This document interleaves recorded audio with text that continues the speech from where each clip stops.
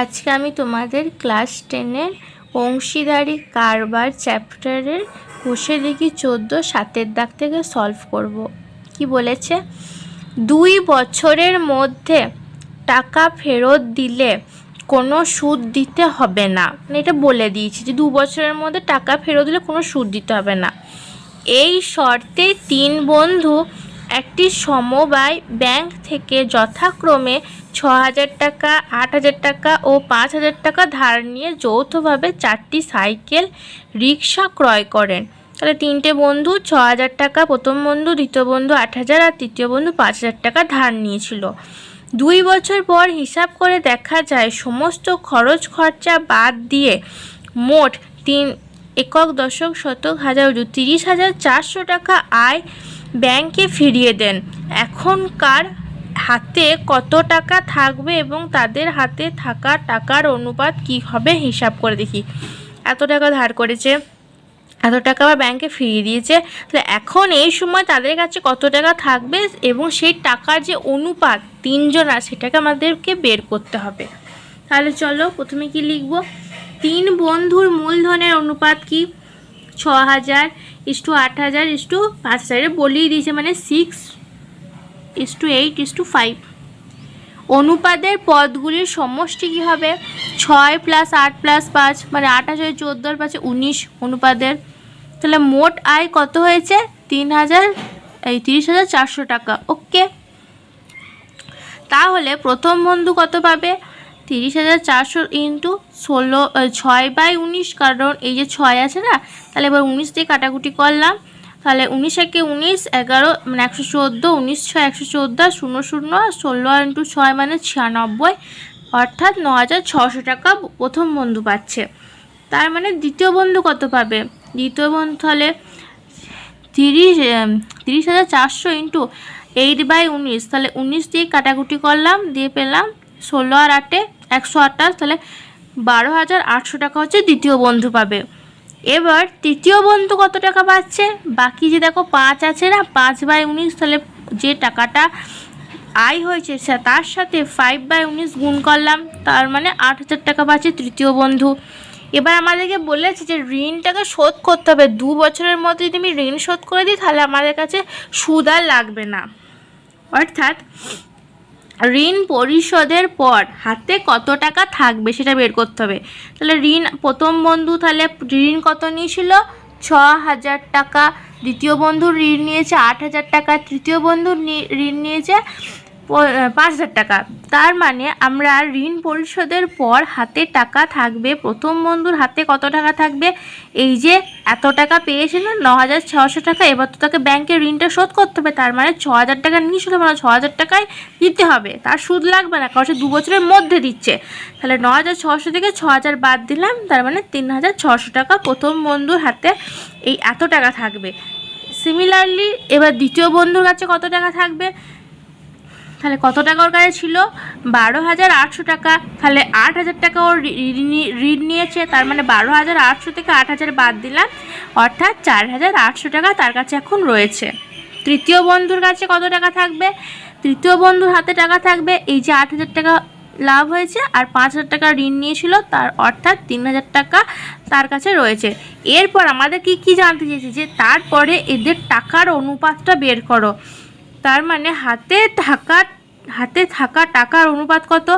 এই যে 3,600 টাকা, 4,800 টাকা আর এই 3,000 টাকা, এদের আমি অনুপাত করলাম। 6 6 36, 6 8 48 আর 6 5 30, মানে 6 দিয়ে ভাগ করে দিয়েছি আর প্রথমে এই 0 0 কেটে দিয়েছি। 6:8:5 এদের হচ্ছে টাকার অনুপাত তিনজনার। তাহলে অঙ্কটা বোঝা গিয়েছে? আমি আরেকবার বলে দিচ্ছি, দেখো। যখন বলেছে না যে 2 বছরের মধ্যে টাকা ফেরত দিলে কোনো সুদ দিতে হবে না, এটা আমাদের শর্তটা বলে দিয়েছে। এই শর্তে 3টে বন্ধু টাকা ধার নিয়েছিল, 6,000 টাকা, 8,000 টাকা, 5,000 টাকা, ওদের কিন্তু ঋণটাকে শোধ করতে হবে। এরপরে তাদের মোট যে টাকাটা হয়েছিল 30,400 টাকা, এবার এই টাকাটার মধ্যে ওদের কাছে কত রয়েছে সেটা আমাকে অনুপাতে বের করব, তারপর সেই টাকা থেকে তারা তো ঋণ শোধ করবে। তাহলে 3 বন্ধুর মূলধনের অনুপাত হচ্ছে 6,000, 8,000, 5,000, মানে 6:8:5। অনুপাতের পদগুলির সমষ্টিগত 6 + 8 + 5 মানে 19, তাহলে মোট আয় হয়েছে 30,400 টাকা। তাহলে প্রথম বন্ধু পাচ্ছে 9,600 টাকা, দ্বিতীয় বন্ধু পাবে 12,800 টাকা, তৃতীয় বন্ধু পাবে 8,000 টাকা। অর্থাৎ ঋণ পরিশোধের পর হাতে টাকা থাকবে, এই টাকা থেকে যত টাকা ঋণ নিয়েছি সেটা বাদ দিলাম, 3,600 টাকা পাচ্ছে প্রথম বন্ধুর হাতে থাকবে, দ্বিতীয় বন্ধুর হাতে থাকবে 4,800 টাকা, তৃতীয় বন্ধুর হাতে থাকবে 3,000 টাকা।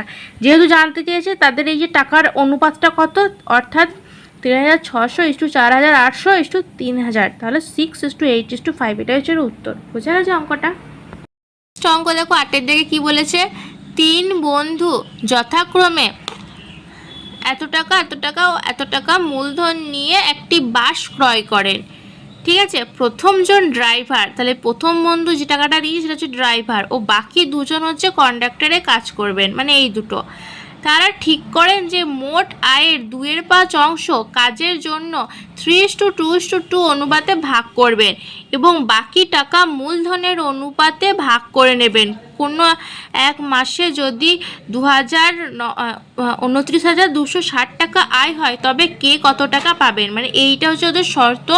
এবার একটা মাসে যদি এত টাকা আয় হয় তাহলে আমাদেরকে হিসাব করতে হবে যে এরা তিনজনা কে কত টাকা পাচ্ছে। তাহলে প্রথমে আমরা কি বের করব, 3 বন্ধুর মূলধনের অনুপাত বের করলাম, 12:15:11, 0 সব কেটে দিলাম। এবার অনুপাতের সমষ্টি কত, 12, 15, 11 যোগ করলে হচ্ছে 38, আর মোট আয় বলে দিয়েছে 29,260 টাকা। মোট আয়ের 2/5 অংশ কাজের জন্য ভাগ করা হয়, অর্থাৎ কাজের জন্য বরাদ্দ টাকা কত, 29,260 থেকে 2/5, তাহলে 11,704 টাকা। এবার এই টাকা আমাদের বলে দিয়েছে 3:2:2 অনুপাতে ভাগ করা হবে, অর্থাৎ ড্রাইভার মানে প্রথম বন্ধু পাবে কত, দ্বিতীয় বন্ধু পাবে কত, তৃতীয় বন্ধু কত পাবে। প্রথম বন্ধু যে ড্রাইভার সে পাচ্ছে 11,704 × 3/7 মানে 5,016 টাকা। দ্বিতীয় বন্ধু কত পাচ্ছে, 11,704 × 2/7 মানে 3,344 টাকা। তৃতীয় বন্ধু কত পাচ্ছে, 3,344 টাকা। এবার এই টাকাটা ভাগ পেল, এরপরে আমাদেরকে জানতে চাইছে যে বাকি যে টাকাটা রয়েছে, মানে এই যে বলে দিয়েছে না এক মাসে যে 29,260 টাকা আয় করবে, আর যে এত টাকা রয়েছে 11,704, ওদের মধ্যে মাইনাস করলাম 17,556 টাকা হচ্ছে বাকি টাকা। এই বাকি টাকা ওই যে প্রথমে যে অনুপাত ছিল 12:15:11, ওই অনুপাতে কে কত টাকা পাবে সেটা হিসাব করি।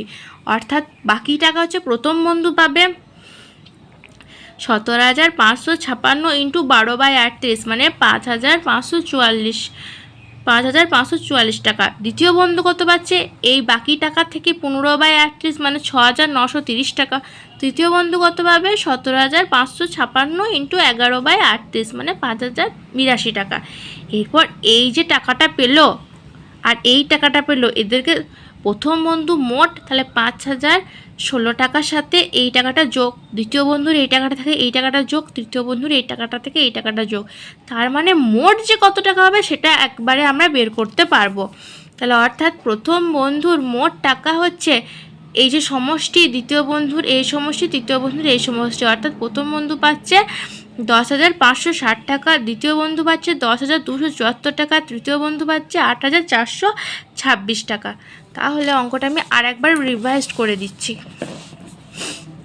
যখনই কোনো এরকম অঙ্ক দেবে প্রথমে আমরা বের করে নেব যে 3 বন্ধুর মূলধনের অনুপাতটা কত, তাদের সমষ্টিটা আমরা বের করে নেব। আর আমাদেরকে শর্ততে বলে দিয়েছে যে 2/5 অংশ কাজের জন্য ভাগ করা হয়, তাহলে কাজের জন্য বরাদ্দ টাকা কত, এক মাসে এত টাকা পেয়েছে তার থেকে 2/5 অংশ মানে এত টাকা। এবার এই টাকাটা আমাদেরকে বলে দিয়েছে 3:2:2 অনুপাতে ভাগ করা হবে, তাহলে ড্রাইভার কত পাচ্ছে, কন্ডাক্টর দুটো কত পাচ্ছে সেটা হিসাব করলাম। এবার 3:2:2 এর যোগফল হচ্ছে অনুপাতের 7, 3 আর 2 5 আর 2 7, 3 এর 7, 2 এর 7, 2 এর 7, এরকম করে টাকাটা বের করলাম। এরপরে বাকি টাকাটা আমরা বের করছি 2,900 এই 29,260 টাকা থেকে এই টাকাটা বাদ দিলাম 17,556 টাকা।